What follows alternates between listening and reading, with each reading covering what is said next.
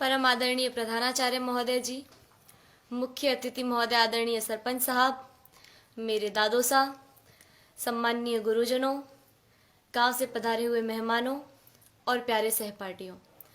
26 जनवरी को गणतंत्र दिवस के रूप में मनाया जाता है, ये तो हम सबको मालूम है। अब इस लोकतंत्र की राह पर चलते चलते हमारी शिक्षा व्यवस्था किस राह पर आकर खड़ी हो गई है, आज मैं उसके बारे में कुछ निवेदन करना चाहूंगी।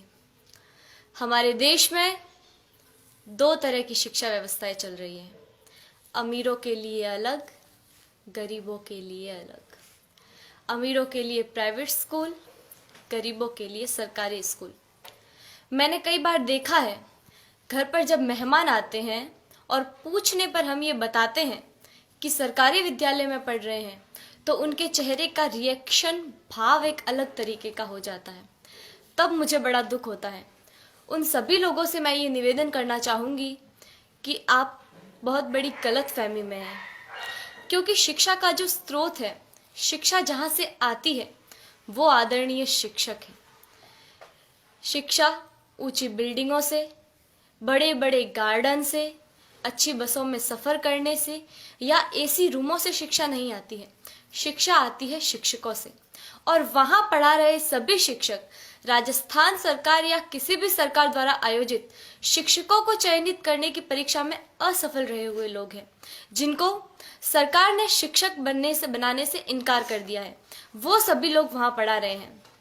हमारा सौभाग्य है कि हम जिस विद्यालय में पढ़ रहे हैं, वहाँ के शिक्षक राजस्थान सरकार द्वारा आयोजित शिक्षकों को चयनित करने की परीक्षा, जिसमें लाखों लोग भाग लेते हैं, उन लाखों लोगों में से चुने हुए शिक्षक हैं, जिनको राजस्थान सरकार ने शिक्षक बनने के योग्य समझा है। हमारा सौभाग्य है कि हमें ऐसे ट्रेंड टीचर पढ़ा रहे हैं। मुझे गर्व है कि हम अच्छे हाथों में हैं। मेरे दादो सा आदरणीय जय सिंह जी देवल यहाँ विराजे हुए हैं, जो मुझे कभी कभी एक बात कहते हैं कि जितने भी IAS, RAS या सरकार के किसी भी उच्च पद पर लगे हुए ऑफिसरों में से ज़्यादातर ऑफिसर्स सरकारी विद्यालयों में पढ़े हुए हैं और सरकारी विद्यालयों से ही उत्तीर्ण हुए हैं। वर्तमान में एक डॉक्टर, एक इंजीनियर, एक वकील, एक बिजनेसमैन, यहाँ तक कि इन विद्यालयों में पढ़ा रहे शिक्षक भी अपने बच्चों को सरकारी विद्यालयों में पढ़ाना नहीं चाहते हैं। आखिर क्या कारण है? इसका कारण है संसाधनों का अभाव।